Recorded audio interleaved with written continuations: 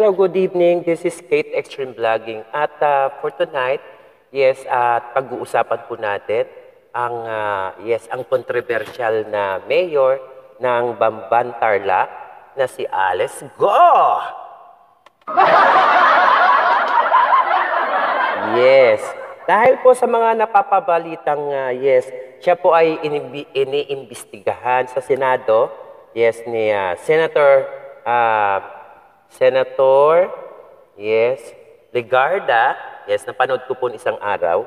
At yun nga po, paulit-ulit po na para pong sirampla si Alice Go. Okay. Saan po ba naman kayo makakita na merong pong Pilipino na wala pong birth certificate sa Pilipinas? O, diba? Aba, ano yan? Yan ba tumubo lang sa isang tabi na parang kabute? At paano naman yan na isinilang sa Pilipinas, lalong-lalo na po sa Bamban Tarlac, alam nyo naman, hati doon ng Ilocano at taga Pampanga, right? So, kung talaga doon ka pinanganak, of course, marunong ka naman pong magsalita ng Kapampangan, katulad po ng manyaman. Oh. Yes. In the side naman po ng, kasi ang Tarlac po is hati-hati, right? Pampanga at Pangasinan. Yes, mga Ilocano po. Kung talagang ipinanganak ka doon, of course, marunong ka mag-Ilocano. Nyameten, napuskultarupam. Doon po lang sa mga sagot niya, sa mga sagot niya po, na siya po ay iniimbestigahan ni Senator Legarda, ang magandang senator, of course. Yes, nakikita naman po doon na parang inilista niya po lahat ng kanyang isinasagot. Nakakatawa naman po talaga. Urat na urat po si Senator Legarda sa kanya. Okay. Oh, ayan. Yes, ibigyan ko po kayo ng biography. Okay. Si Senator Alice Go po ay sabi niya pinanganak siya sa Bamban Tarlac, alright? Yes, kinuha siya ng kanyang ama at inilagay po siya sa farm ng mga baboyan. Alright. At doon po siya lumaki kasama po ng mga tagapag-alaga. Aba, mayaman po ang kanyang ama. Okay. So sa pagkatapos noon, ang sabi niya po doon sa interview, siya po ay anak ng katulong. At nahihiya raw siya dahil po siya ay anak ng katulong. Okay? Yes. Kaso nga lang, wala pong pangalan po ng nanay niya na isinilang po sa Pilipinas. Saan naman galing yan? Kanina kabute, ngayon saan naman tumubo yan? Ayan po, ipapakita po ni Kate Extreme sa inyo, ang pangyayari po doon sa loob ng Senado. Okay? Heto. Ayan. Okay, papakita po natin para makita nyo lahat. Yes, kung hindi po kayo nanonood, dapat po kayo nanonood. Dapat po kayo nanonood sa news para po nakikita nyo lahat po ng balita. Alright, so ito po. Right? Can you just give us a recollection of your childhood? Sino po yung best friend nyo? Saan po kayo nag-aral? Kung meron kayong makamag-anak? Recollections of, you're only 38 years old. You will remember your childhood. I mean, I'm double your age, but I would remember my childhood in Malabon. Your childhood. I know homeschool. I can't believe anyone is totally homeschooled all her life. Yes. Please tell us about your childhood. Your Honor, lumaki po ako sa farm. Which farm? Which farm? In what barangay? In what LGU? Barangay Virgen de los Remedios, Bamban Tarlac din po. Different po from the one po sa QJJ, yung katabi lang po niya. Nabenta po siya year 2000. Hindi ko po maalala yung date kung kailan po siya nabenta. Tapos nakabili po ulit ng property po sa tabi at doon po nagtayo ulit. Lumaki po ako sa farm, Your Honor. Tinago po ako ng tatay ko po. Lumaki po ako na, ako lang po. Pinupuntahan po ako ng tatay ko po araw-araw. Lumaki kayo Sandali lang, okay? Kasama ko po. I-post natin. Yes, sabi niya po, lumaki siya ng solo at siya lang. Paano nagawa ng bata na mag-alaga sa sarili? Alam niyo naman guys, na yes, kung bata pa kayo, let's say grade 3 kayo, do you think kaya niyo po magsaing at kaya niyo po mag-igib? Aba, ito po ay kalokohan, yes. Yes, napanood ko rin po sa presidente po ng senatorial at yun po, mamamaya po ipapakita ko sa inyo. Katawa-tawa talaga po. Ano pa talaga to si Alice ko? Ay nako Alice, ano ka ba? Ikaw ba ay galing sa Alice in the Wonderland? Aba, saan kayo naman ang nakakita? Wala pong credential, okay? Wala pong university, yes, o diploma o university certificate o whatsoever po mula po sa high school at wala kang picture, kahit ano, wala ka? Ano to? Kapanahunan po ng Kodak. Hindi pa po uso ang telepono, yes. Yung mga 80s po, Kodak pa lang po yung ginagano po, yung kiniklik, yes. Kailangan nyo mag-smile. Okay? So kayo po, ang uso pa nung Kodak, at saka po yung, yes, yung ginaganon po, yung Polaroid, yung pinapaypay po, instant, yes. Instant po na pang-picture, yes. Polaroid po ang tawag doon, at tapos po, yun ay, yes, yun po, para po lumabas yung picture mo, yun po ay ginaganon, pinapaypay, pinapahanginan, para lumabas ka sa picture. Nakakatawa talaga.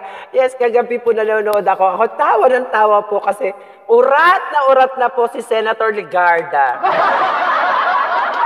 Ba, iisa lang sinasabi, ako po ay pinanganak sa farm ng mga baboy. Papaano yan? Ang tanungin po natin sa ating mga sarili, na paano po nakapasok ang isang dayuhan sa bansa natin. Pagkatapos, pwede palang mag-fake po tayo ng ganyang mga birth certificate. Nakakalorky. Ano ba nangyayari sa bansa natin, mga kabayan ko? Ay, naku. Aba, may mauupo dyan na mayor, may uupo na kapitan, yes. Konsehal, bukal, yes.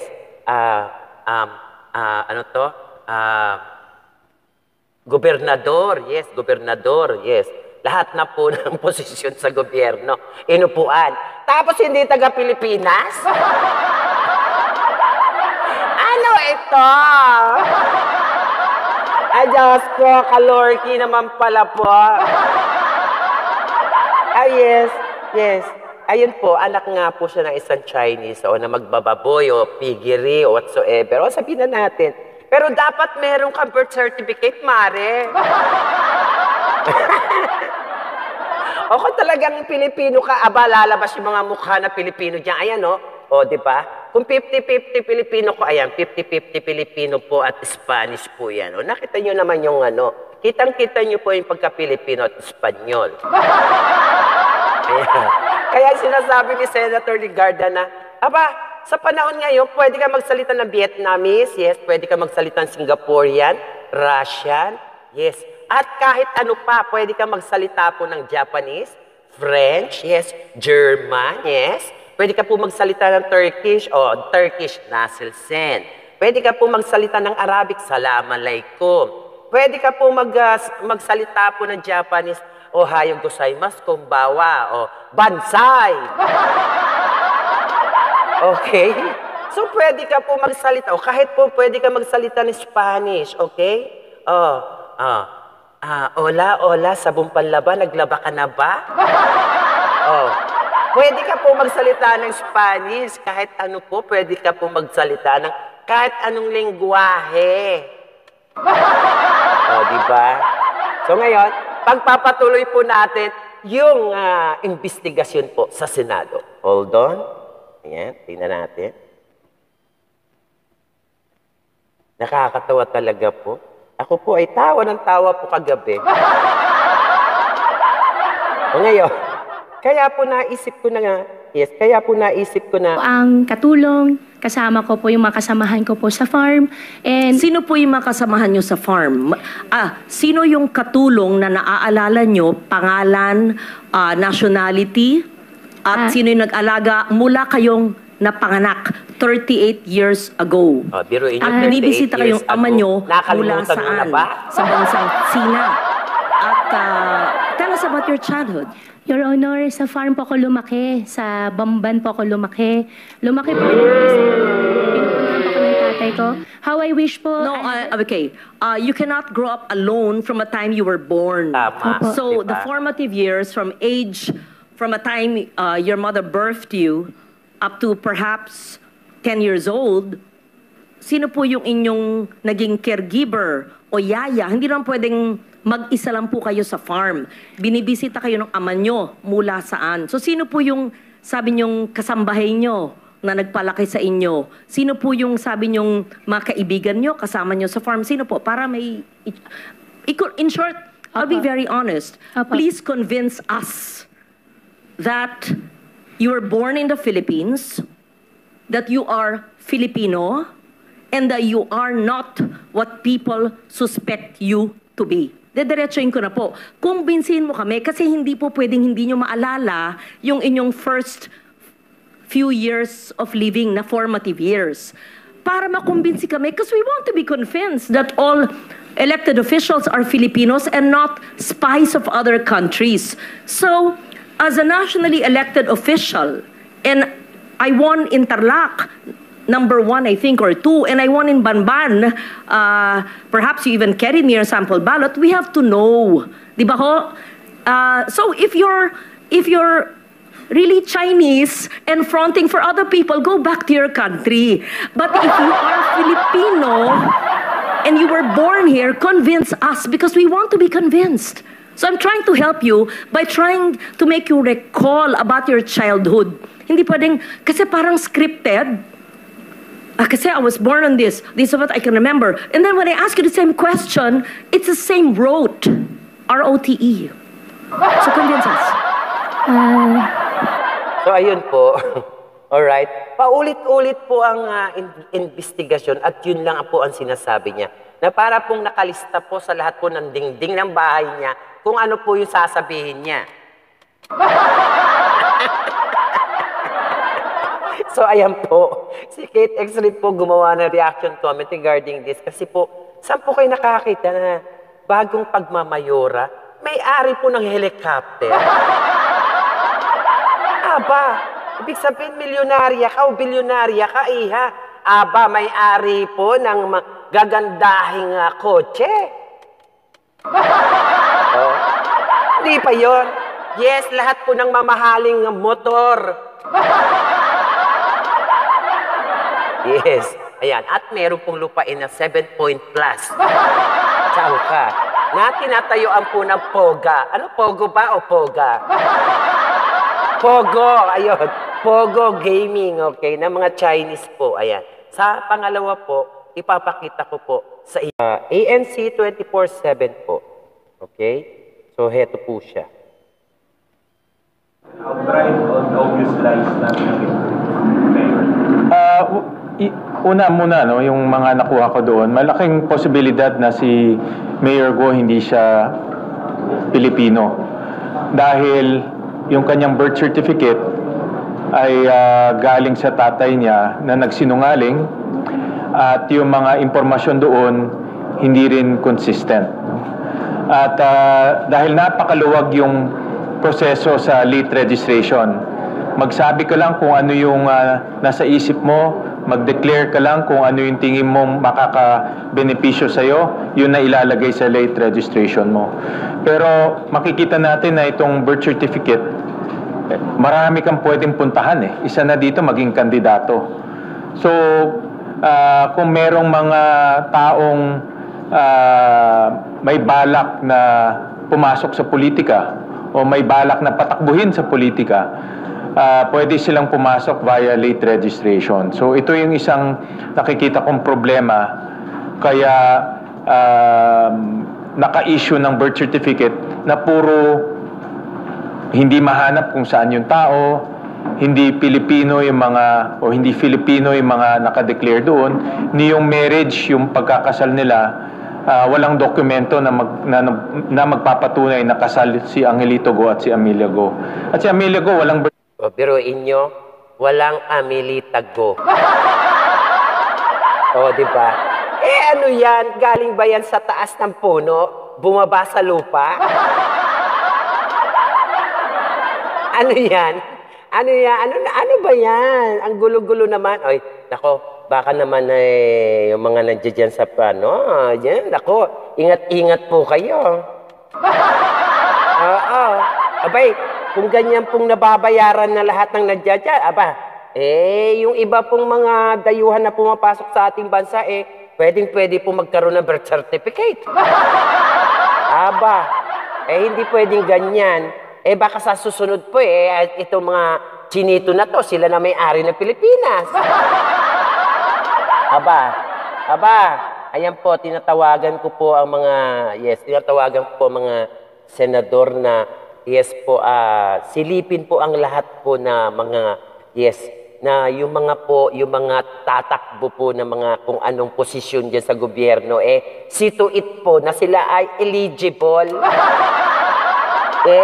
See to it po na sila po ay Pilipino.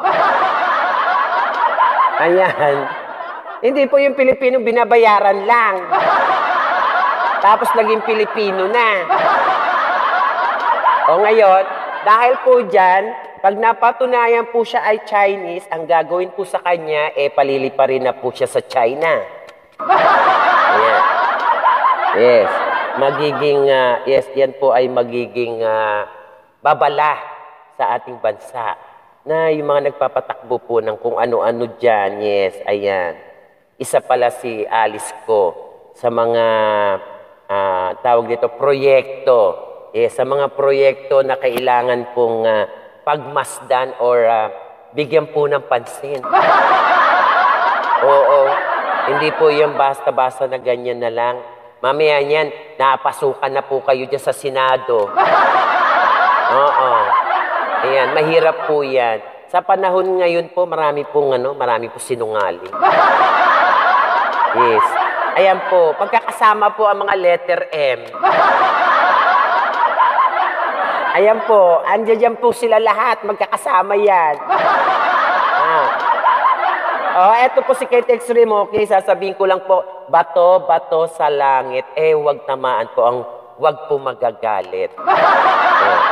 Ito po ay reaction comment lang po ni Kate Extreme, bilang isa pong Pilipino.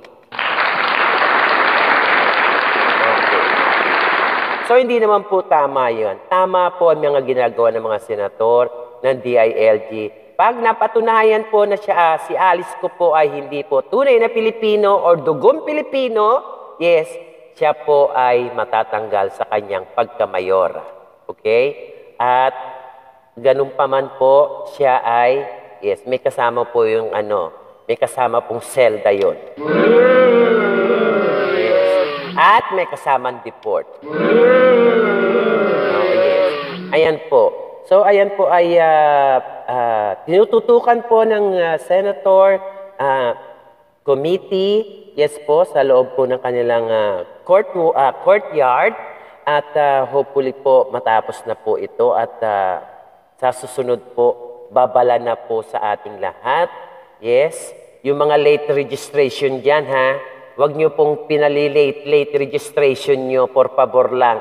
Pag nanganak po kayo ngayon, bigyan nyo lang na 1 linggo. I-register nyo na po yung bata. Baka sa susunod niyan, maging Vietnamese na yung anak nyo. Ayan. So, kailangan po, marami na po tayong mga Pilipino sa Pilipinas. Katulad po namin, sa pamilya po namin, mga po sila, 50-50. May dugong Pilipino po at may dugong French, okay? So, 50-50 po yung aking mga kapamilya, okay? Pero sila ay may dugong Pinoy. Okay? Alam mo naman, mga Pilipino, masayahin, galaw-galaw, bago pumanaw. Inom-inom, ang pinakamasaya sa pagiging Pilipino ay uminom, mag-party, join, enjoy! Ayan. So, ayan po, at narito ulit tayo. yes, babalik po tayo sa ating pinag-uusapan tungkol po kay Alice ko. Okay? So marami na po nag-interview sa kanya at isa lang po ang sinasabi niya. Okay? She was born in the farm. Oy guys, ano ba? Ano bang klaseng farm yan? Farmville? Ano ba to? Anong klaseng farm? Ay, baka naman farm yan sa Ireland. Ay, day. Bonggang-bongga kami, helicopter ka pa.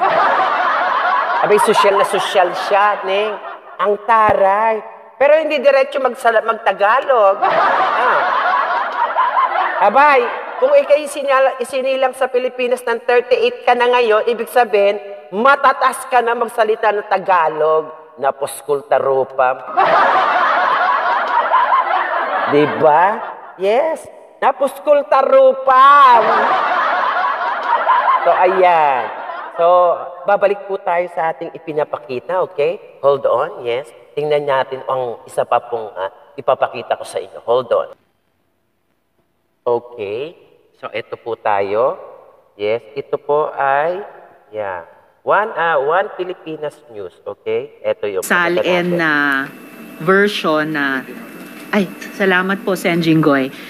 Yung June 30, 2022 Sal-en nyo, pinadala ng inyong council. Meron din po akong July 1, 2022, isang araw lang ang pagitan, padala naman ninyo, Mayor. And then of course, meron akong kopya dito. Meron kaming kopya nung Sal-en as of 2023, June 30, 2023, bilang bahagi ng inyong compliance. So, kapansin-pansin po, yung Sal-en ng June 30, 2022, ay may nakalistang 1, 2, 3, 4, 5, 6, 7, 8, 9, 10 na mga real properties covered by mga TCT. O, bawat isa nito covered by TCT. 3, 6, 7, 8, 9, 10, kung di ako nagkakamali. Pero yung Sal-en nyo na July 1, 2022, isang araw lang ang pagitan, 3 na lang ang nililistan yung real properties, all covered by TCT.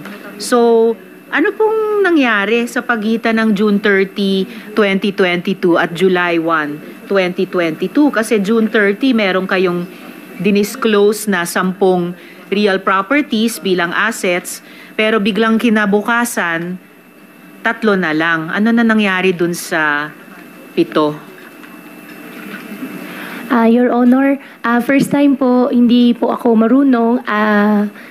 Kaya nag-file na lang po kami ng amendment po doon sa Sal-en po. Paano naging Anong mayor hindi nyo po? alam dun sa 7 real properties na dinisclose nyo nung June 30 Sal-en pero hindi nyo na dinisclose noong June 30? Oh. Teka guys, June 30. yes. Paano nangyari po na hindi niya alam lahat ng pagbili ng lupa? Yes, hindi niya alam lahat. Paano po naging mayor ito? Alam niyo naman po, pag kahit po yung nakagraduate ka ng college, kahit nakagraduate ka po ng high school, marunong ka pong bumili ng lupa. Abay, dami-dami pong pinipirmahan doon. Abay, kailangan po na maraming mga papers yun bago ka po makabili ng property. Paano po nangyari na hindi niya po alam lahat gawin ang lahat ng bagay na yon? Ayan. Ano po ito? Ano ito? Yes, ano to? Katawa-tawa naman ay? Ayan. Paano naman naging mayora to ng Bambantarlac? Ayan. Paano naman po nagkaroon kayo ng mayora ng taga Bambantarlac? Hindi po alam kung paano po bumili ng lote. Aba, paano tayo niyan? Nako, ayan po. Ayan, paupuin nyo na po yan dyan ang malaman na po natin ang katotohanan. Ayan. Yes, Senator Tulfo. Hello po. Magandang gabi, Senator Tulfo. At magandang gabi po sa lahat po ng senator sa loob po ng ating bansa, Pilipinas. So ayun po, nakakatuwa po. Marami pong, marami pong nakalabas na news. Marami na po ang naglabas ng mga news regarding about this. Mayor Alice Go. Yes. At talaga pong kamangha-mangha ang lahat po. Yes. Kahit po, hindi natin masabi. Kahit ako, masyado ako natatawa eh. Ayan po. Hopefully po, ito po, tayo po mga Pilipino ay dapat po mapagmatsyag. Yes, sa bansa natin po, kailangan po tayong mapagmatsyag. Hindi na lang po yung pag nahulog dyan ang 25 tsaka ang piso, abay, nakatingin ka na kagad sa lupa. Aba, wag ganyan. Ayan. So, ayan po, sigurado yan, nabayaran niya. Okay. Yes. Ang proseso na yan po ay pera-pera lang. Ayan po, nagpapasalamat si Kate Extreme Vlogging and hopefully po, yes, meron po kayong napulot.